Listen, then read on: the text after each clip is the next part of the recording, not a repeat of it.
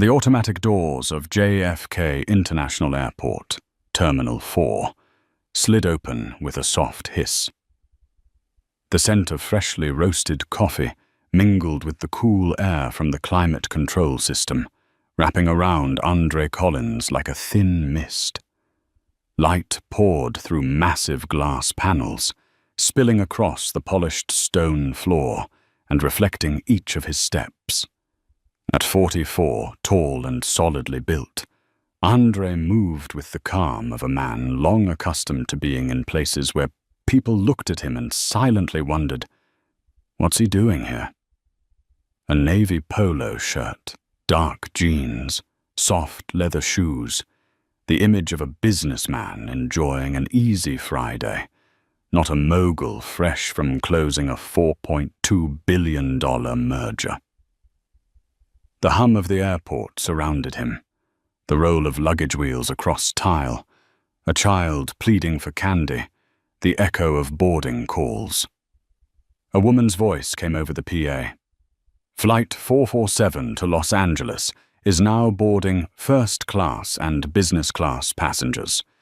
Andre glanced at his phone, scrolling past an email from the legal department. Contract documents awaited his signature in Los Angeles, the final piece that would give Collins Aviation Group, the company he'd built from a single leased aircraft 15 years ago, a 40% stake in Aero Airlines, one of North America's largest carriers. He walked toward the boarding area. The crowd split into two streams, a long line of economy passengers and a quieter lane for first class. Here, Italian leather suitcases, Swiss watches, and bespoke suits created the air of a private club, a space that seemed designed for those who had always belonged. As Andre approached, a woman in a white blazer swept past. Victoria Halstead, 39, with neatly styled golden hair and a Hermes bag dangling from her arm. Her gaze moved like she was taking inventory, each step infused with the confidence and entitlement of someone accustomed to power. At the gate, Naomi Brooks, a young gate agent with warm brown skin and an easy smile, scanned Andre's ticket. "Enjoy your flight, Mr. Collins. You're in seat 2A, left window. Perfect weather for flying today." Her greeting was a small patch of warmth in the rush of the terminal. Andre nodded. "Thank you, Naomi." But just a few steps later, the atmosphere shifted. The first-class cabin opened before him, cream leather seats, polished wood panels, the faint scent of champagne. He walked the aisle, eyes scanning for his seat. 2A. He stopped. Someone was in it. Victoria Halstead sat there, legs crossed, champagne flute in hand, eyes fixed on her phone as if she'd been there for hours. The overhead bin above was crammed with her Louis Vuitton luggage, spilling into the neighboring compartment. Andre checked his ticket again. Clear as day. 2A. Naomi had confirmed it. He stepped forward, voice warm but firm. "Excuse me. I believe this is my seat." Victoria looked up, slowly, as though he had interrupted a sacred ritual. Her blue eyes swept over him from head to toe.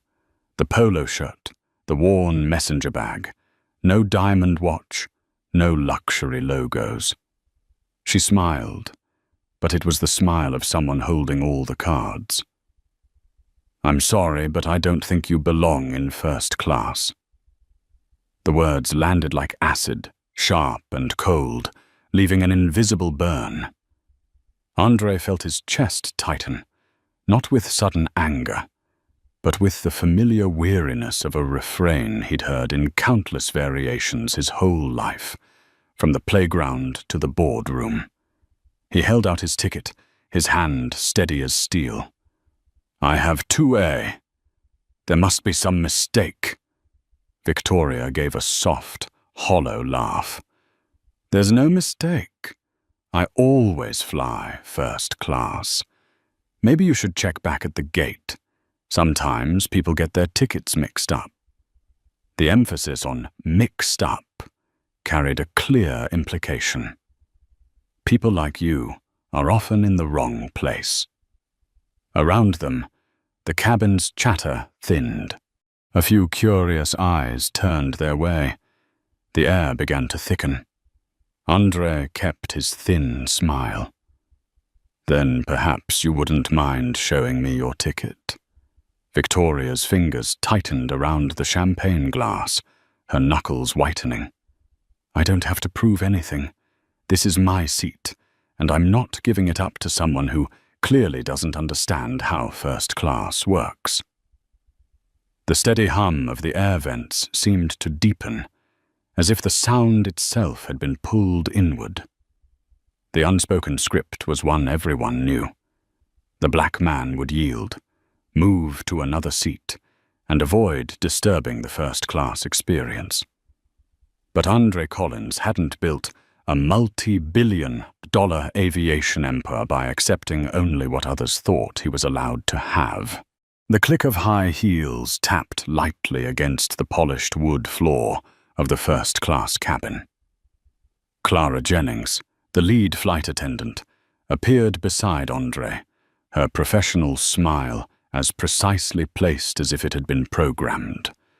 But when her eyes swept over the scene before her, Victoria Halstead, sitting comfortably in 2A, and Andre standing with his ticket in hand, a flicker of cool detachment slipped through the polished exterior.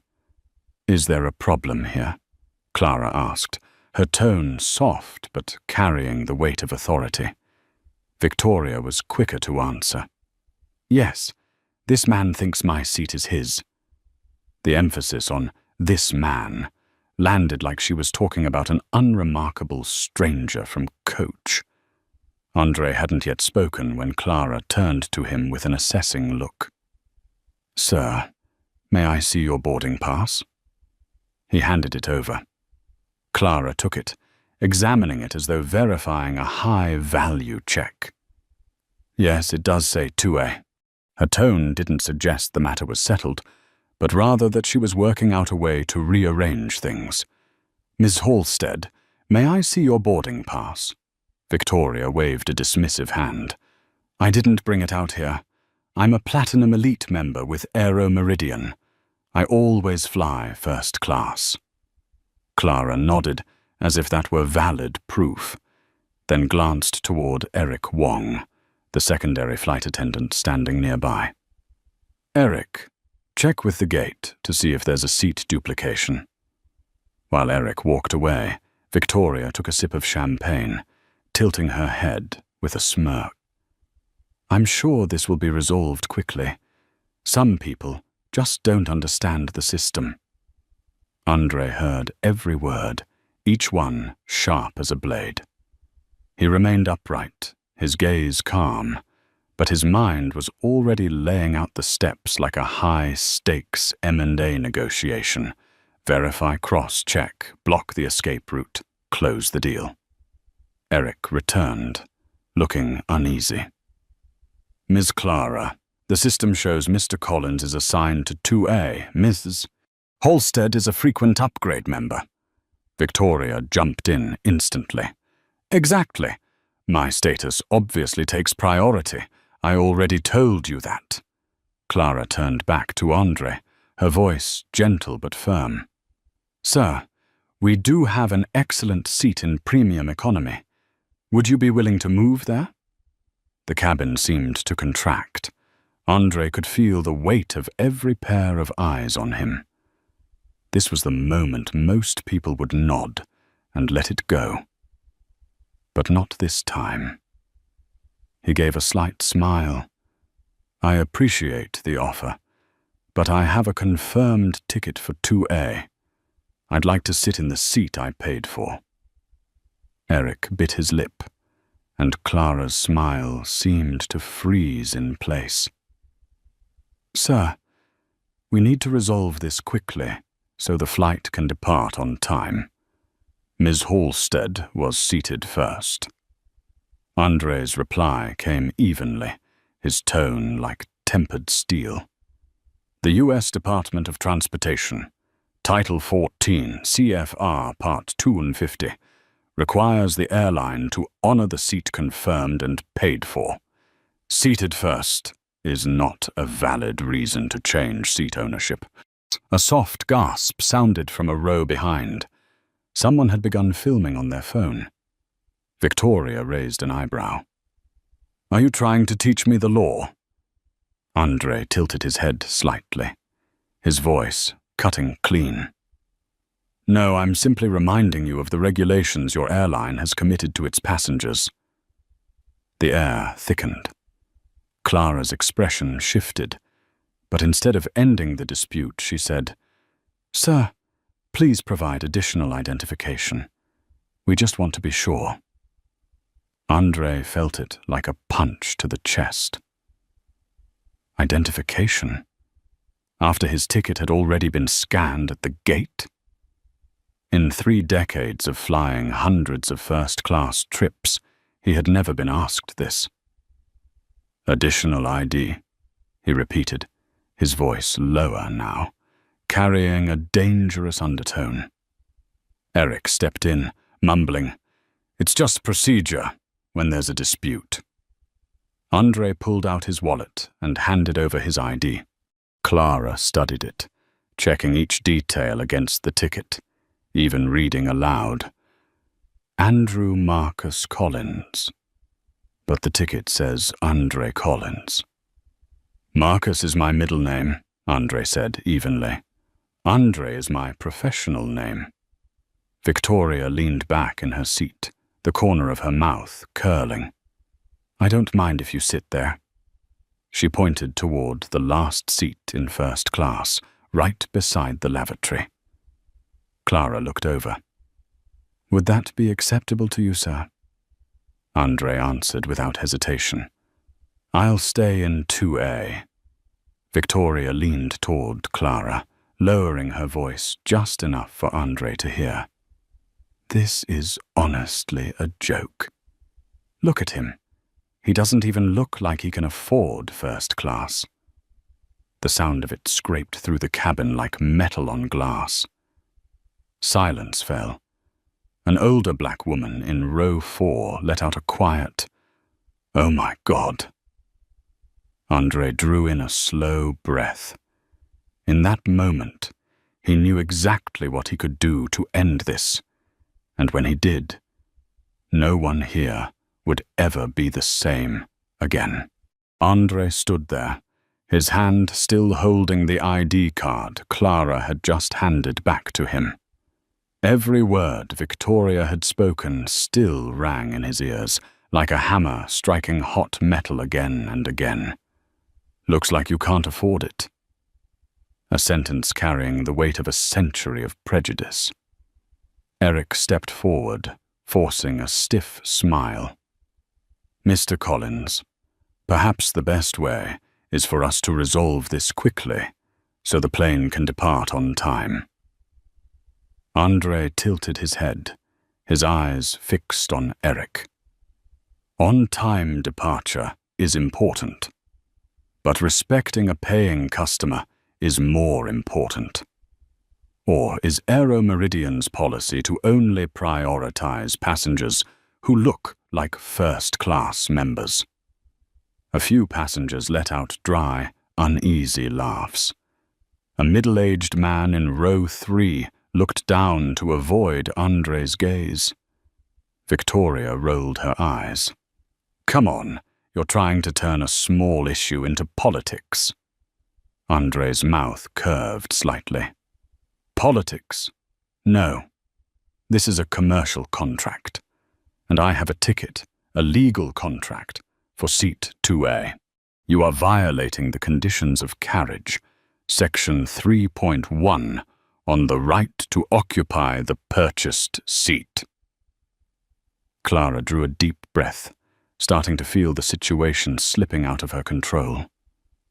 "Mr. Collins, if you don't cooperate, I'll have to involve security." Andre narrowed his eyes, his voice lowering but as sharp as a blade. "Good. But before that, call your superior out here.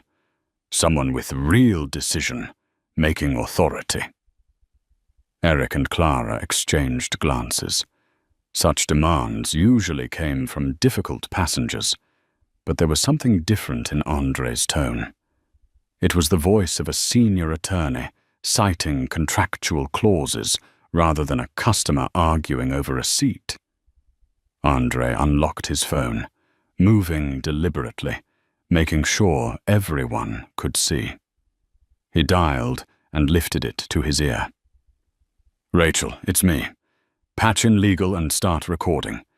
We have an incident on Aero-Meridian Flight 447 that needs immediate handling." A murmur rippled through her several rows.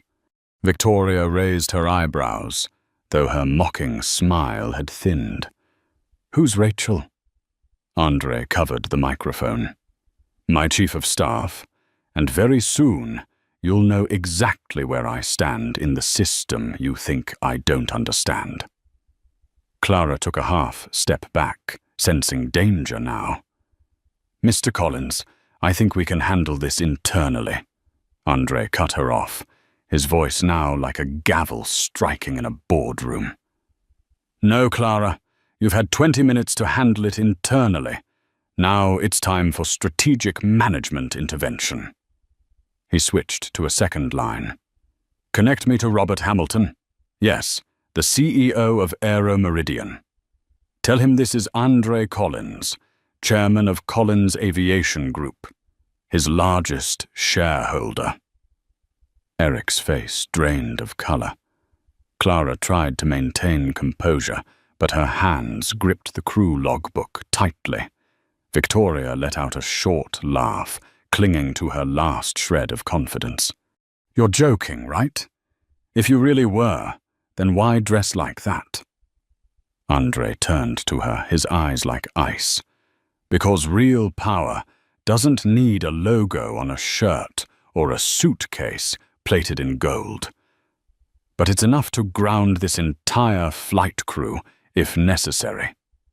His phone beeped with the sound of a connection. A deep voice came through the line. "Andre." "I just heard from Rachel." Andre enunciated each word clearly. "Robert, I'm on your flight 447. Your staff just asked me to prove I purchased my ticket, denied me my confirmed seat 2A, and prioritized another passenger based solely on appearance. I expect an immediate investigation." The cabin fell into absolute silence. Only the hum of the air system and the pounding of Victoria's heartbeat remained. "Understood," Robert said. "I'll have the flight grounded. Hold the line." Andre muted the microphone, looking around the cabin. "This flight isn't taking off. Not until everyone here understands that contracts, rights, and dignity cannot be erased by personal bias." A woman in row 4 began to clap softly. A few others raised their phones, this time to record the truth. Victoria turned to Clara, her voice urgent. "Do something.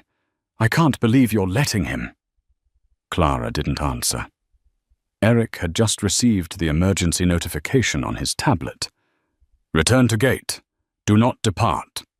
His face went pale, while Andre simply sat down in his rightful seat 2A, fastened his seatbelt, and waited for the next storm. The soft ding from Eric's tablet sliced through the thick, stifling air like a knife. His eyes locked on the screen, then slowly lifted. His face had gone pale, his lips barely moving as he said, "We have been ordered to return to the gate.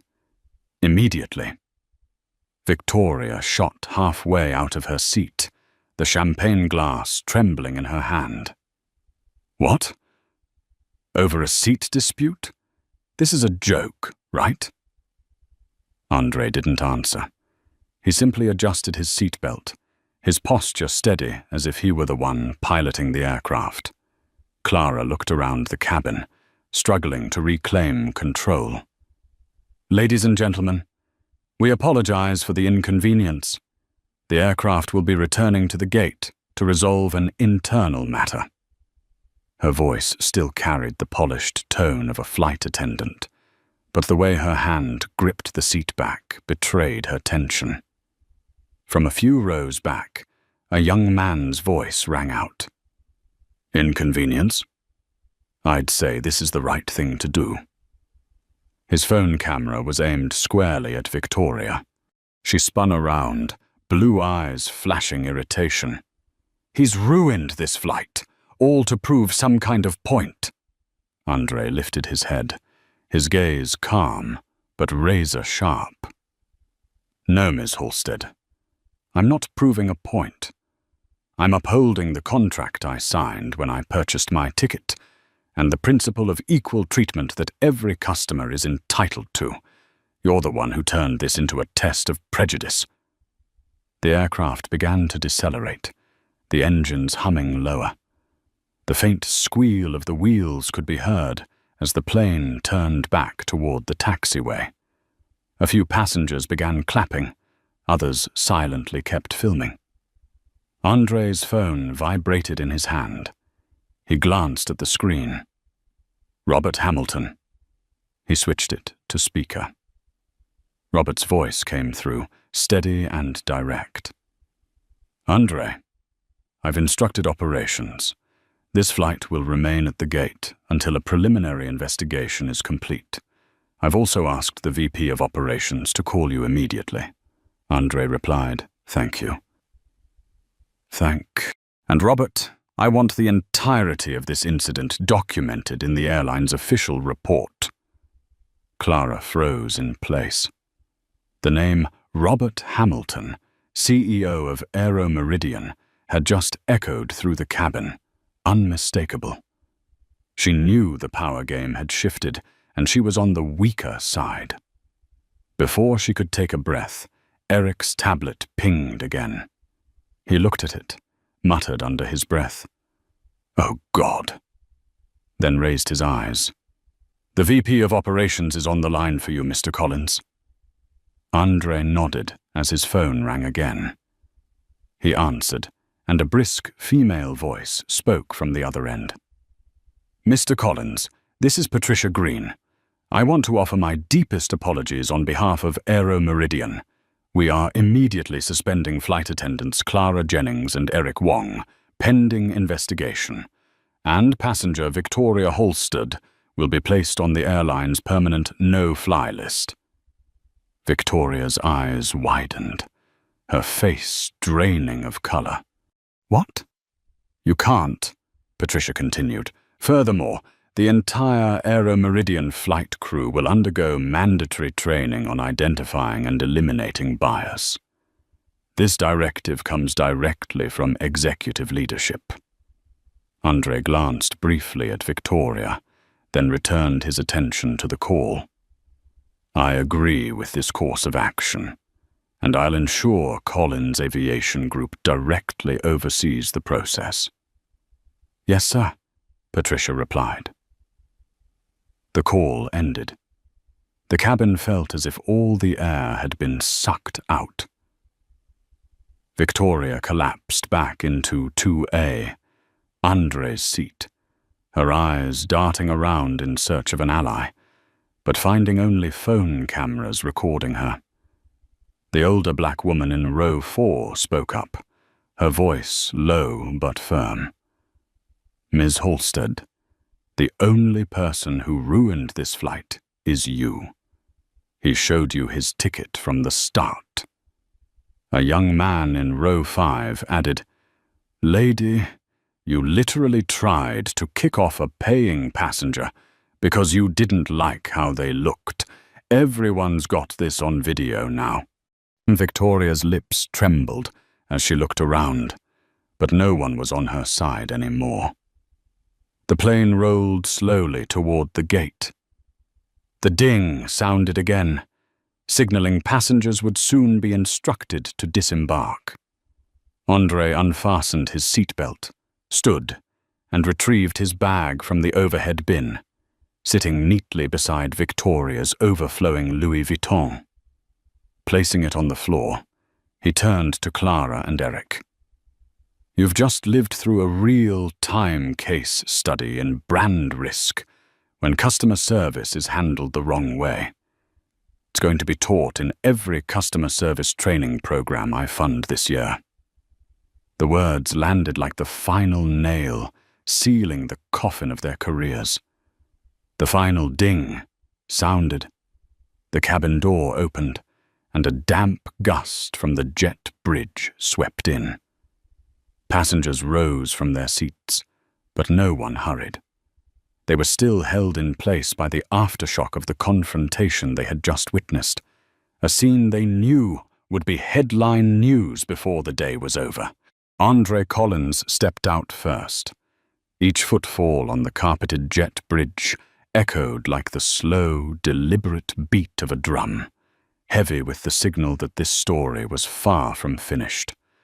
Ahead, a group of ground staff and a man in a grey suit with an operations supervisor badge stood waiting. "Mr. Collins, the man began, but Andre raised a hand to cut him off.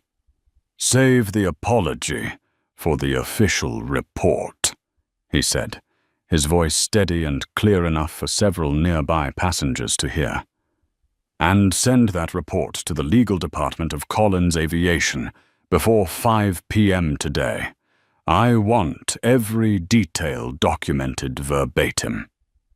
The man swallowed hard, nodding repeatedly. Behind them, Victoria Halstead was escorted by 2 airport security officers. Her Hermes bag dangled from her arm, her eyes unfocused in the crowd. Her steps were hurried, not because she wanted to leave quickly, but because she wanted to escape the dozens of phone cameras pointed at her. Clara Jennings and Eric Wong trailed last, their heads bowed. They knew every step they took was another frame in a video already being uploaded with captions like, "Flight attendants, suspended for discrimination." As Andre reached the terminal concourse, a few passengers who had witnessed everything approached him. A silver-haired man extended his hand. "Mr. Collins, thank you for not backing down. Not everyone could have done that." Andre shook his hand, nodding slightly. "This isn't just about me. If someone has a ticket and a right, they deserve the same respect as anyone else." A sharp notification ping came from Andre's phone. "Breaking news. Breaking Aero Meridian Flight 447 returns to gate over discrimination claims. Source: Collins Aviation Chairman on board." Below it, the share count was climbing by the second. He knew the media wave had already begun.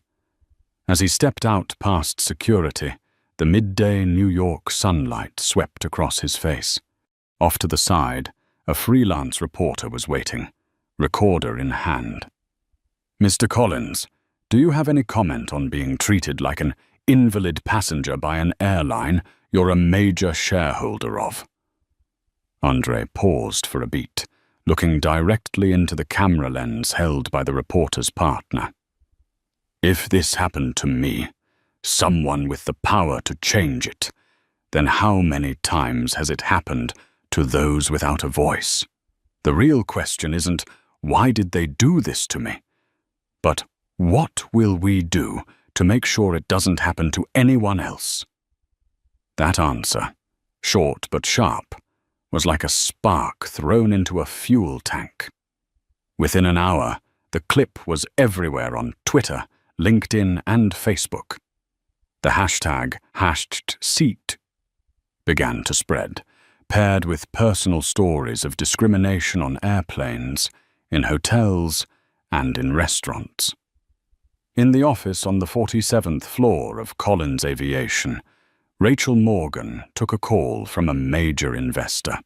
"If Collins plans to turn this into an industry-wide reform campaign, we'll double our funding." Meanwhile, At Aeromeridian headquarters, Robert Hamilton was in an emergency meeting with his PR team. With each passing second, their brand value was eroding under the flood of videos from Flight 447. Robert looked at his aide. Find a way to make sure Collins knows we will act, not just apologize.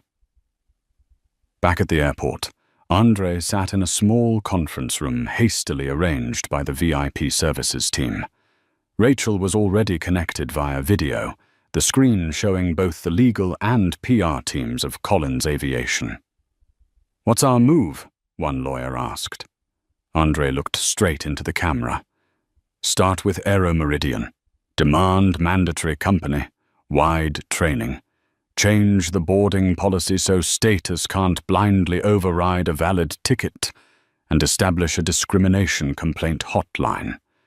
If they agree, we support. If not, we sell our shares."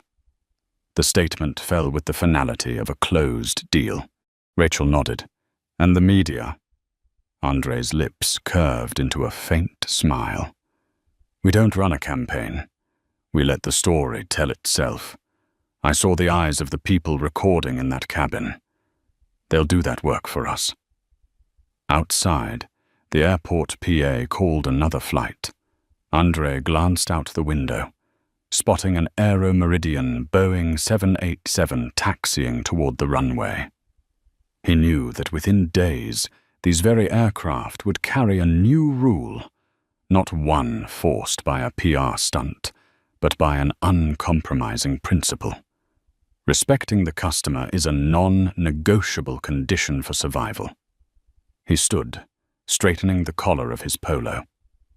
"Rachel, clear my schedule. Next week, I want to meet with Aeromeridian's executive team, not to hear an apology, but to hear their plan to fix this." And as Andre left the room, his footsteps on the tile floor sounded like the drumbeats of a new battle about to begin. 4 days after the Flight 447 incident, the main conference room on the 50th floor of Collins Aviation's Chicago headquarters was lit from 6 a.m. Morning sunlight poured through the massive glass windows, reflecting off the long conference table where 14 black leather chairs were already filled. On the large screen, a digital map showed the operational status of Aeromeridian's entire fleet, and in the upper right corner, a plunging graph of customer satisfaction scores following the incident. Andre Collins stood at the head of the table, one hand in his pocket, eyes fixed on the screen. 32 million views on Twitter, 19 million on TikTok, and the hashtag #SeatUA is now in the global top 5, he said evenly. "This isn't just a viral story. It's a public indictment." Rachel Morgan, his chief of staff, flipped through a thick stack of documents. "Mr. Mert, Hamilton has agreed to all 3 of our demands: anti-bias training, changes to the boarding process, and a dedicated discrimination complaint hotline. They want Collins Aviation to help design the program." Andre gave a slight nod. "We'll do it. But let's be clear, this isn't charity work. This is brand risk management. Every airline in our investment portfolio will adopt the same measures." One board member asked, "How do you think other airlines will react?" Andre turned, his gaze sweeping the room. "The dominoes have started to fall.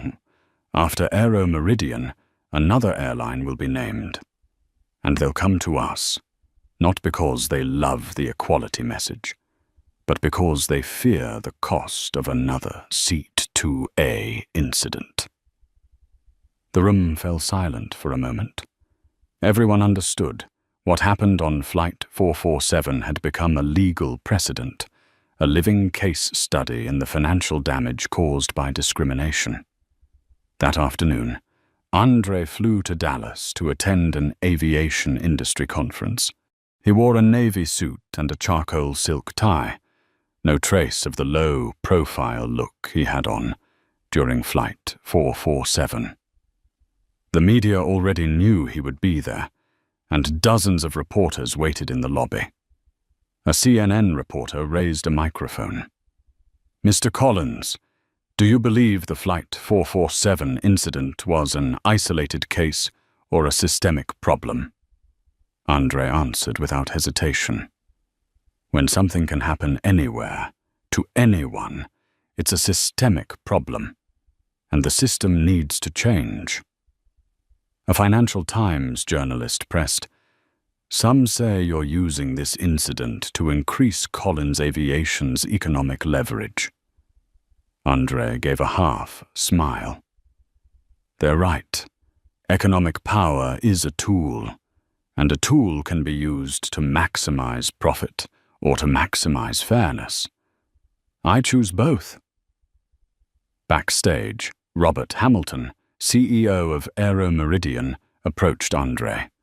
His expression was a mix of gratitude and unease.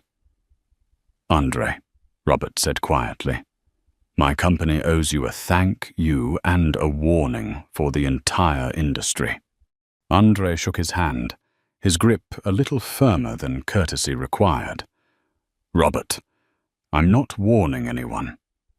I'm showing them a scenario, and they can decide whether they want to avoid it or face it." Robert exhaled. "I've had dozens of calls from other airline CEOs asking about your training program. You've just accidentally created a new standard." Andre's voice was low but certain. "Not by accident." 3 days later in San Francisco, the CEO of a mid-sized airline announced a no-status override policy, banning seat reassignment based on membership tier when a ticketed seat was already confirmed. Another carrier in Europe declared a partnership with Collins Aviation to train its staff. The media began calling it the Seat 2A effect, a term that started appearing in risk management consultancy reports. That evening, Andre returned to his Chicago apartment. The city lights shimmered, reflecting off the dark green-blue river. Rachel called via video from the office. "You need to see this." She turned her laptop toward the camera. A group of black aviation students at Northfield Flight School holding a sign that read, "We deserve seat 2A2" during a seminar. Behind them, a slide projected Andre's face from a press photo taken at the Dallas conference. Andre looked for a few moments, then nodded. "This is the part I can't control, and don't want to. When the story no longer belongs to you, that's when it truly has power." He closed the laptop and stepped out onto the balcony. The night wind was strong, carrying the sound of distant train horns and the hum of the city. In his mind, a new plan was already forming, not just for the airline industry, but for the entire customer service sector Collins Aviation could influence. But before taking action, he allowed himself a moment with his eyes closed. Flight 447 had opened a door. The question now was how far he would step through, and how many people he would bring with him. 3 weeks after the Dallas conference, Collins Aviation's headquarters had transformed into a command center for a campaign unlike anything they had ever run. On the massive digital board in the strategy room, a world map glowed with dozens of red dots, each one representing a service company reaching out to request Andre's Seat 2A consulting package. And it wasn't just airlines. A 5-star hotel in Dubai wanted to adopt anti-bias protocols for guest check-ins. A chain of fine dining restaurants in Paris requested training for its service teams. Even a shipping conglomerate in Singapore asked Andre to train its entire frontline workforce. Rachel Morgan placed a thick stack of folders on his desk. We're looking at an opportunity worth at least $480 million over the next 2 years. But you have to decide. Keep it within aviation, or expand to the entire service industry. Andre leaned back in his chair, thoughtful. Seat 2A started in a first-class cabin. But bias doesn't stop at the aircraft door. His tone hardened. We expand. The news spread quickly. Within the week, Andre accepted an invitation to speak at a global customer experience forum in Zurich. Traditionally focused on technology and consumer trends, this year they had added a hot new topic: economic power in the fight against bias. The Zurich auditorium glowed under golden lights as hundreds of executives from around the world listened intently. Andre stood center stage, dressed in a black suit, white shirt, no tie, an image of both authority and approachability. That day, on Flight 447, he began. I wasn't just defending my seat. I was defending the principle that rights cannot be reassigned based on someone else's subjective judgment. He paused, letting the sounds of scribbling pens and clicking keyboards fill the room. Aviation was just the starting point. But if a hotel receptionist sizes you up before deciding whether to hand you a room key, if a restaurant host chooses your table based on your clothes, then we're still living through another Flight 447, just in a different location. Applause broke out across the hall. Andre continued, We are going to apply the Seat 2A protocol to every sector in customer service, from aviation and hospitality to transportation and retail. Every interaction will be measured against one metric: the compliance rate with the anti-bias principle. But in the middle of the excitement, an unexpected name flashed on Rachel's phone. Clara Jennings. Rachel hesitated, but Andre nodded. Put it through. Clara's voice was different now. Gone was the false confidence of before, replaced with humility and a trace of fatigue. Mr. Collins, I know I have no right to ask for anything, but I just completed a multicultural training program, and I want to help you expand this initiative. I was on the wrong side, and I want to make it right. Andre was silent for a few seconds. Clara, you understand, your involvement will be scrutinized. People will ask why I'm partnering with the person who became the most notorious example of the problem. I know, Clara said. But if the goal is to change mindsets, then my story can be a tool. I used to think I was being fair, until I was exposed in front of 43 people and millions of views. Andre rested his hand on the table, his gaze distant. It was a risk, but also a powerful psychological move.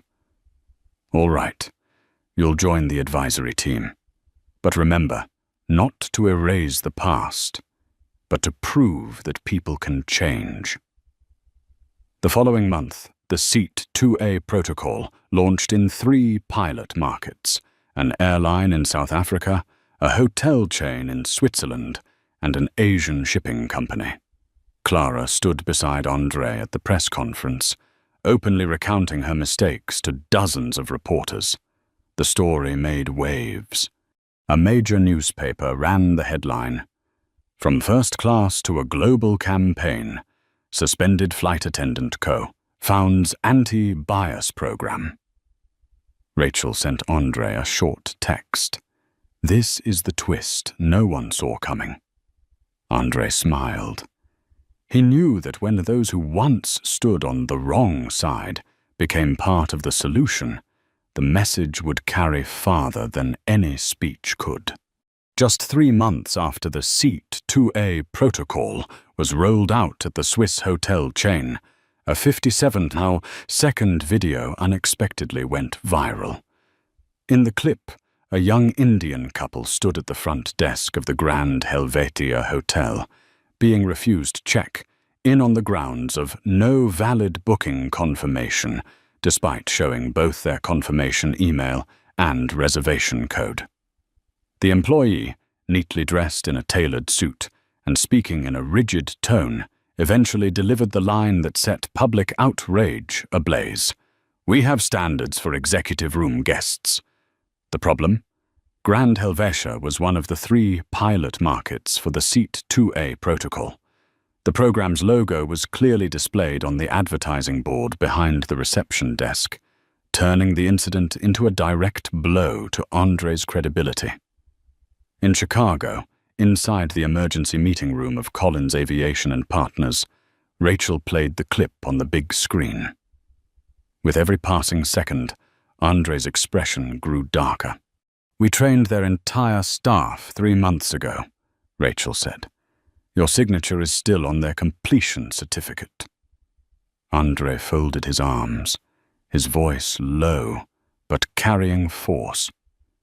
"This isn't just a training failure. This is proof that some people will only perform when they know they're being watched, then slip back into old habits the moment no one's looking."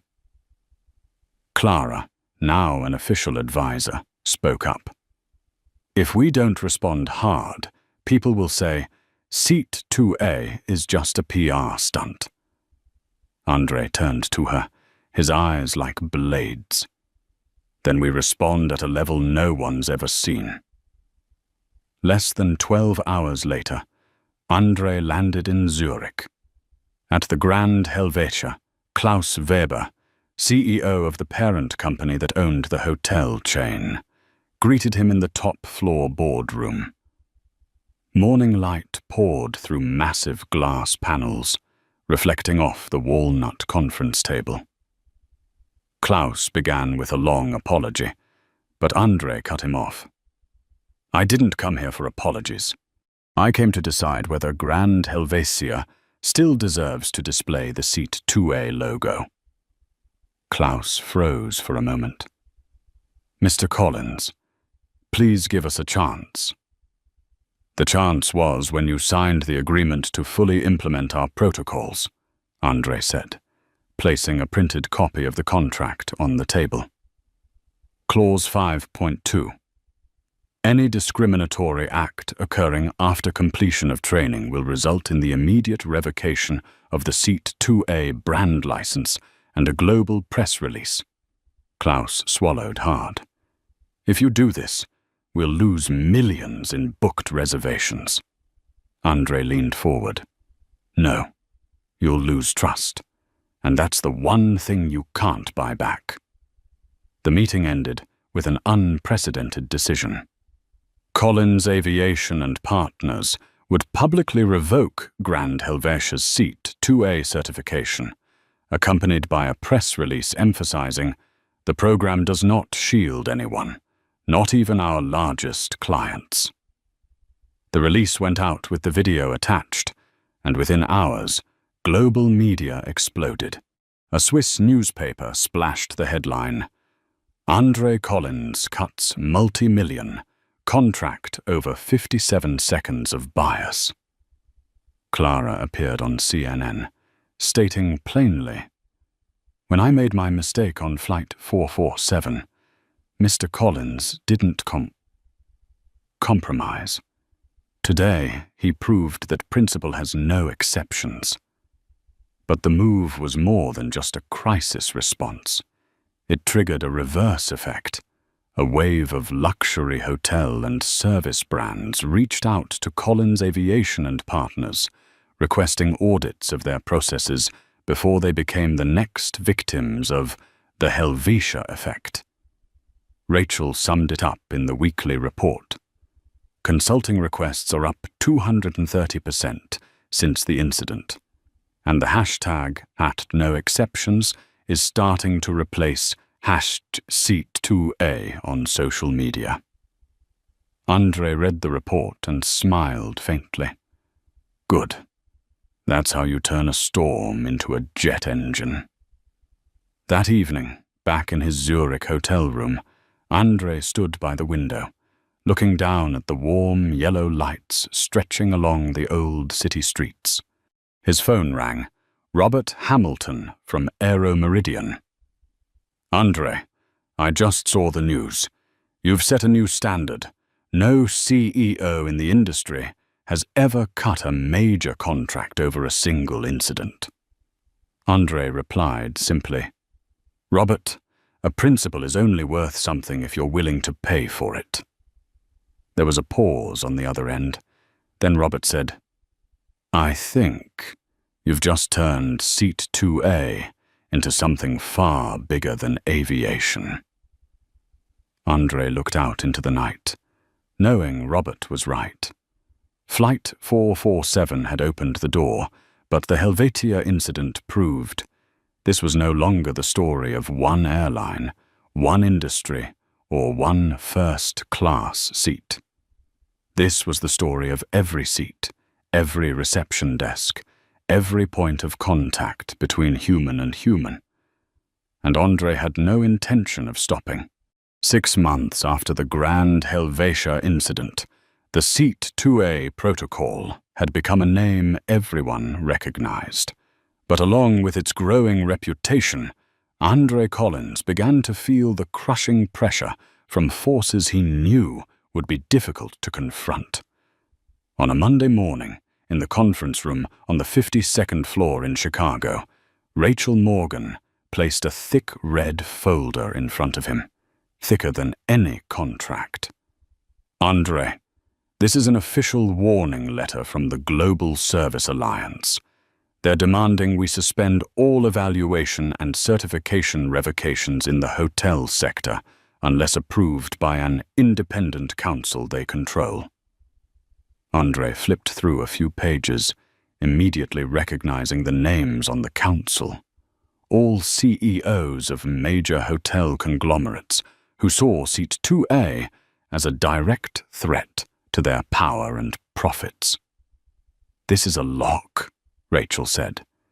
If you agree, Seat 2A loses its independence. If you refuse, they could ban the program from operating in hundreds of hotels in their network. That afternoon, Andre received an unexpected call from Senator Grant, a man with significant influence in transportation and tourism.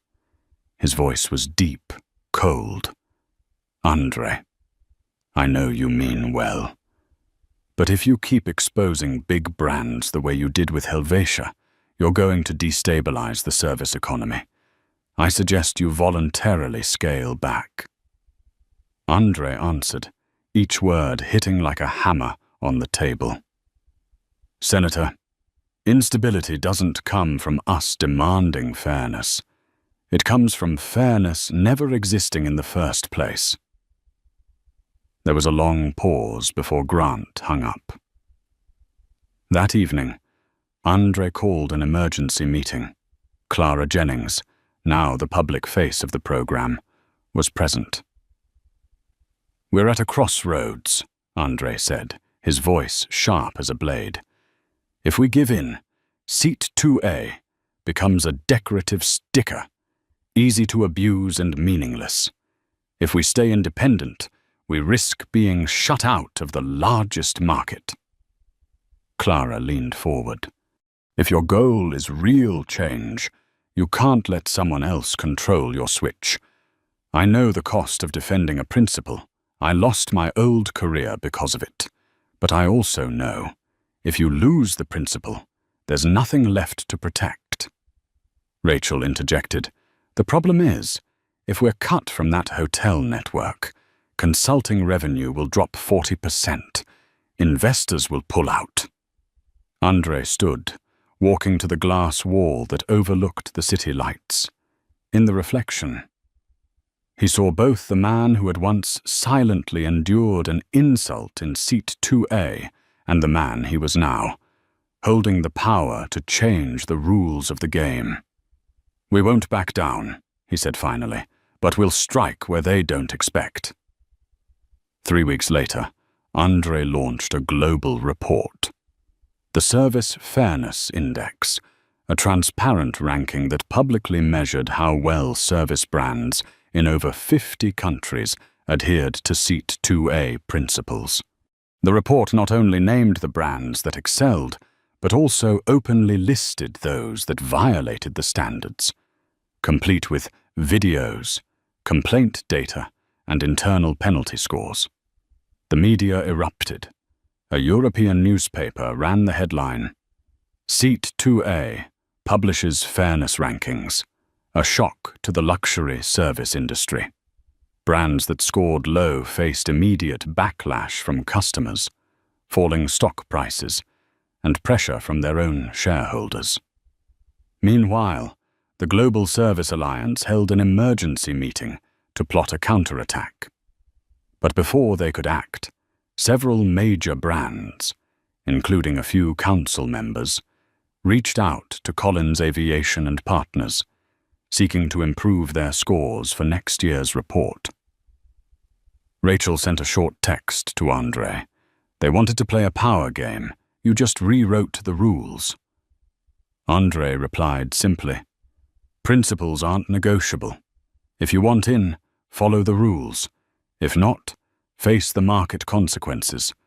That night, alone on the balcony of his Chicago apartment, Andre looked out at the glowing city.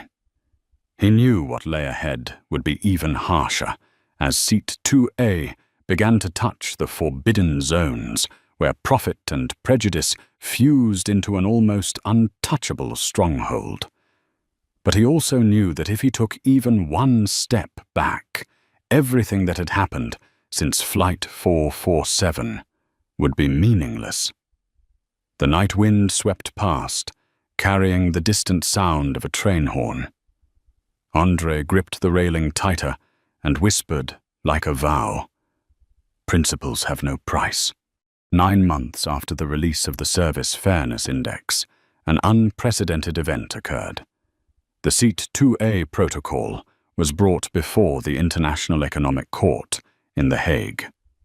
The plaintiff, Aurelius Global Hotel Group, a 200-year-old empire with nearly 1,200 properties worldwide and a market capitalization of over $80 billion USD.